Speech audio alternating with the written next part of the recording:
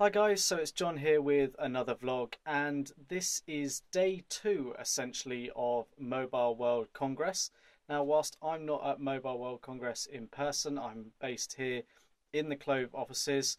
It's been a manic 48 hours, and that probably goes for a lot of you who follow technology news, but also for the bloggers and tech writers or anyone who's been covering the activities of Mobile World Congress. Whilst a lot could have been predicted, it has been manic in terms of the number of devices that have been announced.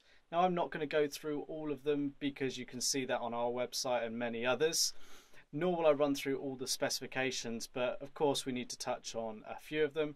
So Sony made massive announcements with the addition of the Xperia Z2, the tablet Z2 and the M2 device as well. Now, the Z2 is most definitely an evolution of the Z line of products that goes for the tablet and the phone itself.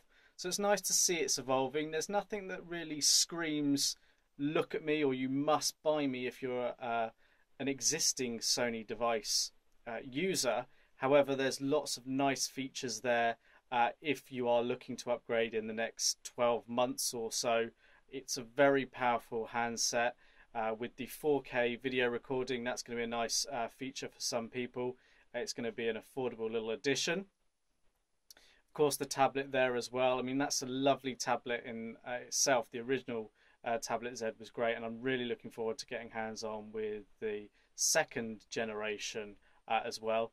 Of course, we've had Samsung and the Galaxy S5. You know, a lot of that could have been predicted. There's a lot of question over their styling on the S5. Of course, it looks quite similar to the S4, but that back cover with that sort of dimpled design, I'm not particularly keen on it, but I may feel differently when I actually see it and handle it and use it for a period of time. What is interesting is there isn't the leaps and bounds of evolution and innovation that some might have hoped for in the S5. And that's kind of not unsurprising based on the fact that the S4 was a very feature-rich device. However, they have made quite some growth, if you like, in the Galaxy range by adding an IP rating to the handset itself, something that's been on Sony devices for some time, but something that also signifies that the Galaxy active range of devices is probably going to be discontinued. We won't see them again. Of course, you have the Galaxy S4 active. Well, that's all sort of included now in the Galaxy S5. Still, there are a lot of other useful features on the device. The heart rate monitor, or sorry, blood pressure monitor, whatever you want to call it, maybe not so much. But there's going to be enough compelling reason if your contract's up for renewal or you're looking for a new device to go for it. It just might not be enough for some people if you're an existing S4 user to upgrade for the sake of upgrading unless you really want to. We'll of course give you full coverage of all of these once we have review units available.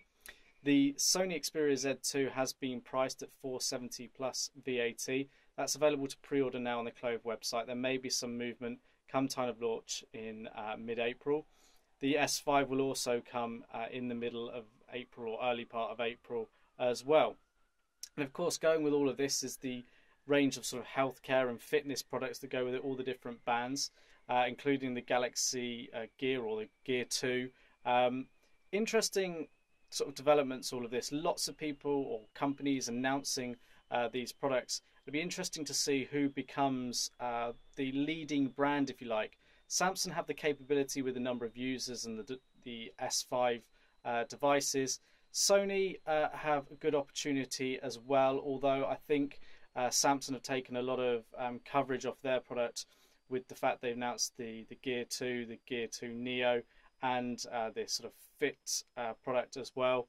Huawei will be an interesting one to watch. They're a massive manufacturer, although not big here in the UK or Europe. Their product looks very interesting as well. So only time will really tell. But let me know your thoughts. Which products are you backing? Which fitness products or wearable tech are you backing?